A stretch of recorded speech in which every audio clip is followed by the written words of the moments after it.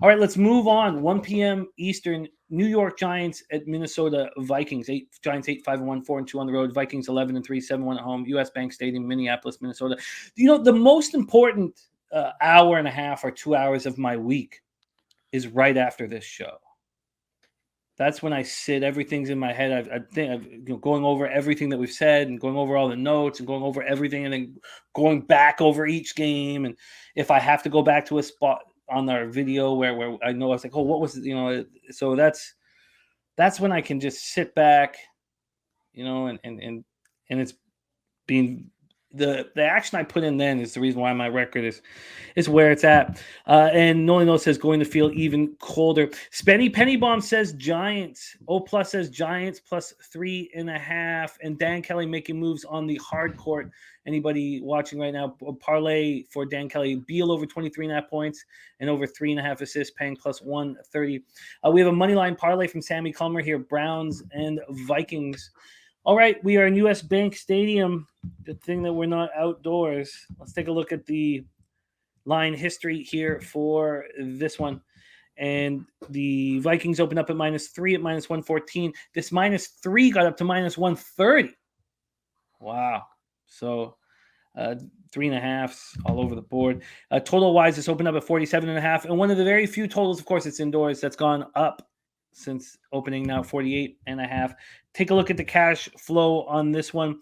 We have 3,396 tickets in. This is tied for the lowest of the Saturday games. 73% of the tickets are on Minnesota, but just 66% of the cash. 60% of the tickets are on the over and 87% of cash, and it's gone up a point.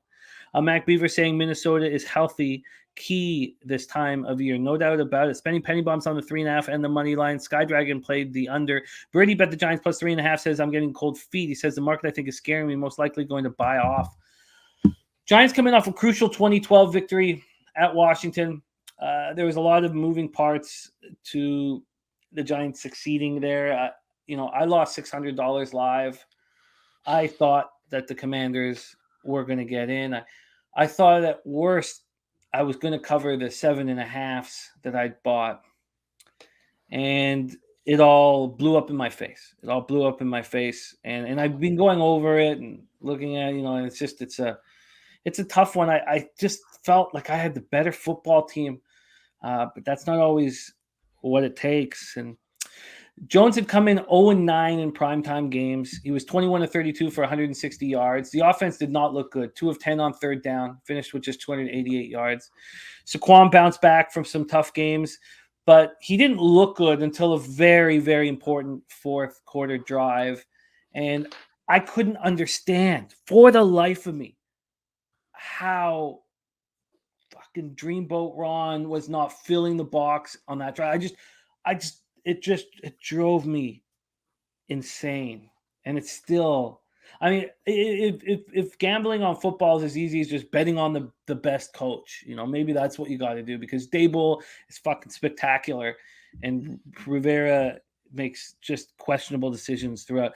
Richie James caught 4 passes for 42 yards. The Giants defense was strong throughout. Kayvon Thibodeau is just a beast, man. He's confident and he's a monster, and he does it all. 12 tackles, 3 for a loss, 1 strip sack that he recovered in the end zone for a touchdown. He gives the team a swagger.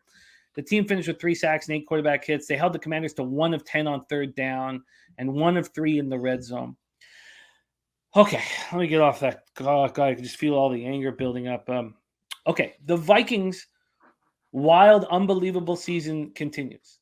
They come in fresh off the biggest comeback in NFL history, 36-33 in overtime at home over the Colts to clinch the NFC North. And Kirk Cousins was 34-54 for 460 yards, 4 touchdowns, 2 picks. KJ caught 10 for 157 and a touchdown. Justin Jefferson, 12 for 123 and a touchdown. He now has 1,623 yards receiving, going after Calvin's 1964, but that, of course, was in 16 games, which we'll always have to debate. Dalvin Cook ran 17 times for 95 yards, caught 4 for 95 yards, touchdown, did lose a fumble. Their offense continues to impress. Their defense looks vulnerable. They did shut the Colts down after being down 33-0 at halftime. Danielle Hunter had a sack and a half and 4 quarterback hits. They finished with 3 sacks, 7 quarterback hits. They became just the 3rd team in league history to win 10 games in the season by 8 points or fewer. We can all say that they're frauds, all we want. But what also is true, and I'm not saying that they're not, but what also is true is the team has a ton of character, and they know how to win games. They've proven no lead is safe, and they're dangerous. They're just a dangerous football team. And I've after being so disgusted at some of their wins early in the year, I have become a fan. I kind of like that they just believe in themselves. But I mean, unless you had unless you had some sort of bet, or you're a Packers fan, like you had to be cheering for the Vikings to complete that comeback, just to see like that. That was such a bad game. I remember I was like, well, I don't want to watch this game. This is a bad blowout. And then I ended up sticking it out because I was feeling lazy and like, shit, they might make something of the second half at least. Did some live overs that obviously got there with, I mean, no thanks to the Colts, I guess, but maybe the Colts defense. And that, I mean, they could have had more. They should have won that in regulation, honestly. Like they took a couple defensive touchdowns off the board.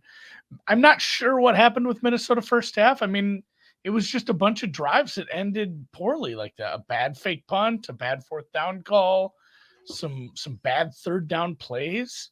And yeah, Minnesota wins a 1-score game again. This is and really this is another one. It's a high total, but actually it's indoors and it's a couple of bad secondaries. If the Giants had a wide receiver, I'd be all over this 48 because both of these secondaries can be had.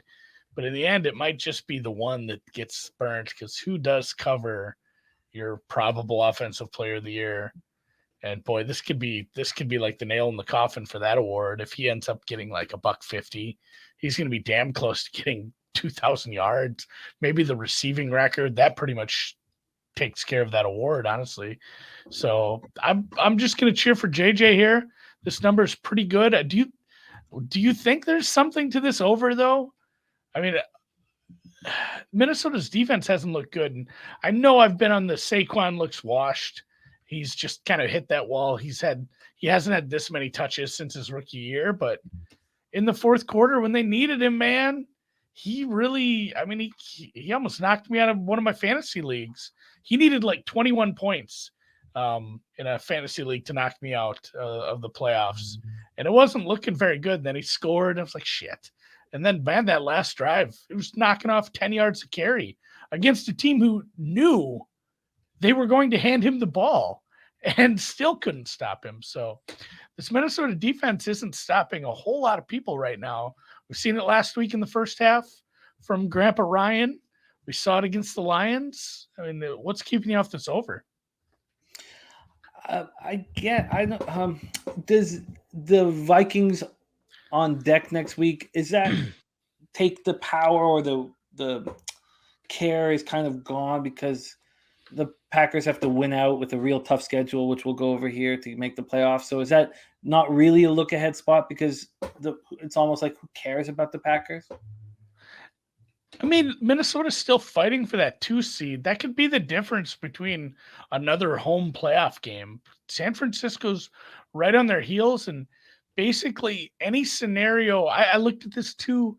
Most of the scenarios where Minnesota and San Francisco end up with the same record would give San Francisco a better conference record, and Minnesota would be the 3 seed. So they do need to keep the Niners at arm's length, and the Niners are a touchdown favorite this week. So it's I think every game's pretty important for Minnesota at this point.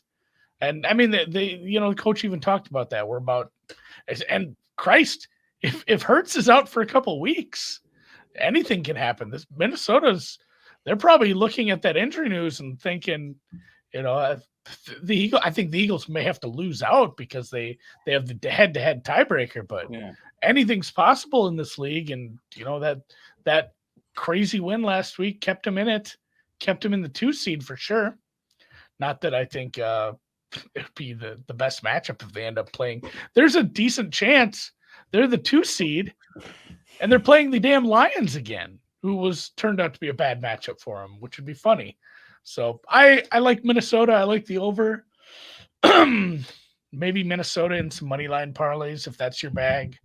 Gonna watch this market. If we see some Giants money enter the market and there's a 3, I'm probably going to have to buy into Minnesota, even though I'm still on the horseshoe lucky bullshit wagon. It's still a very good offense that has, I mean, even Adam Thielen barely got involved until the end of the game. And it's just like, oh, we have another wide receiver that's probably a wide receiver 2 on most teams, just kind of hiding here. Like he's great. Hawkinson wasn't all that good, but Cook housed that throw. That short one, that was a wild play. It's a bunch of dynamic playmakers, and they're facing a defensive secondary that they can beat. So Minnesota team total over is probably going to be about 26.5, 27 indoors, needing it. I'm not sure what we see from a Giants game plan, but yeah, and Rand's pointing out Osborne is kind of good. KJ Osborne is a very good wide receiver 3 at this point. I'm a fan of the team. I've gotten over the luck side of things. I just think that I think they're good. I don't see why the over wouldn't be in play. My trepidation is around the New York Giants, but why would I when we saw the Patriots put up 26 points in this very stadium? So, Giants have a better offense than the Patriots, much better. So, yeah, they have an actual offensive coordinator. Yeah, so I agree. Yeah, I don't see why the over should be pressed. The over should be pressed immediately. I don't see why it wouldn't be. This one feels like it's a must bet at this point, at this number. I agree. There are 48s on the board, but Pinnacle's moved it to 48.5, which I imagine all other books are. And someone's pointing out Pie Guy 9871 says the Giants have gotten some luck too. Yeah, the Giants are not as they're not as good as what their record was early on in the season. To be fair to them, though, they did make some really good second half adjustments.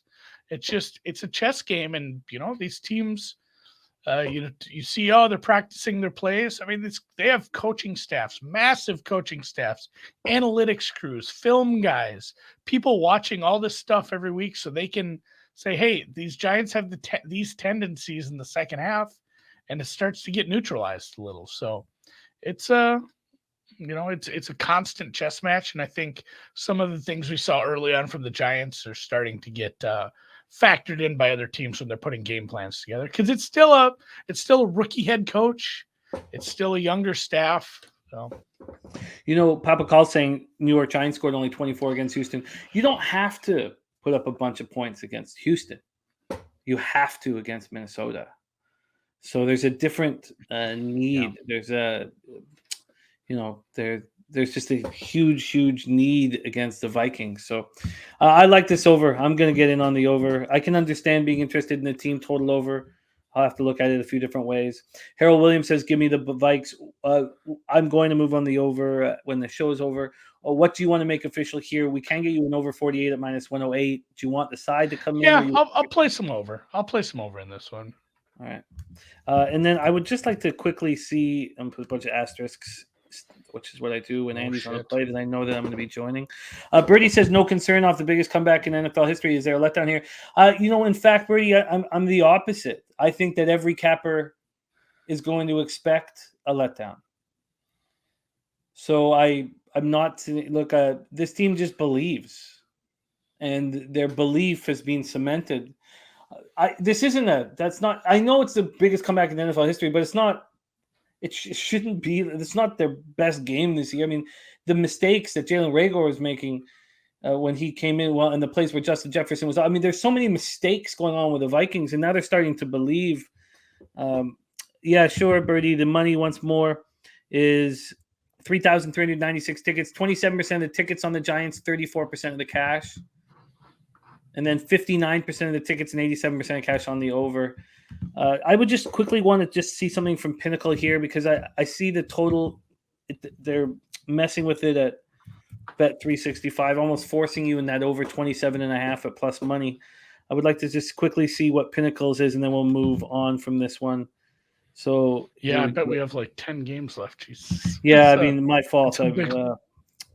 My fault. So the team total here for the Vikes is 25.5 at minus 126. God, I love being able to get under that 27. Okay. So, well, can you just answer? I'm sorry, I know we got to move on, and there's going to be some games that we're not going to want to spend much time on, but this is a fascinating one. Are you concerned that that there'll be a letdown off the biggest comeback in NFL history? Because it certainly wasn't the season-defining win, really. I guess it is because it's the biggest comeback in NFL history. But look who they beat. A bad football team. Do you feel like that's the thing? They beat like a 4-win team. Yeah, it was a really nice second half. Like it wasn't the big comeback in the playoffs to move on to the next week and keep the season alive. Like they end up not getting it quite done. They still have double-digit wins. They still win their division. Most likely, it wasn't huge. It was awesome. I mean, it was massive to get the win, but yeah, I'm not a big letdown spot guy. So I'm not too worried about it, especially offensively. Maybe the defense has a bit of a letdown because truthfully, nobody talked about the defense. It was all, oh my God, Kirk Cousins and Dalvin Cook and JJ. And like that defense came out of the locker room playing with their hair on fire. That's what was, the Colts only scored 3 points in the second half, man. Like that was the biggest part of the game, I think, is they continued to give the offense the ball back. They played very well. So if anything, looking for the defense is never going to be able to keep that up. So that's maybe the letdown we're looking for. I'm very excited about the football game, and I've become excited to watch Vikings games. They've flipped me. It's pretty impressive what they're doing in these one-score games. It's pretty impressive that they all believe in each other. That the Buffalo Bills comeback was fucking impressive, and maybe statistically you look at their secondary and you're like they're a fraudulent team. I don't know if I can say that anymore, and I don't think I will.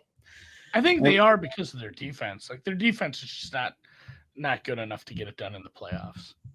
Yeah, but I don't think going into Minnesota is like we'll have to look at the matchups and we know that the NFC is much weaker than the AFC, but going into Minnesota is not going to be a cakewalk. I mean, look at the teams in the NFC. Who do you trust going into Minnesota and winning when everything's on the line? There's not a lot of them, but we got to keep moving here.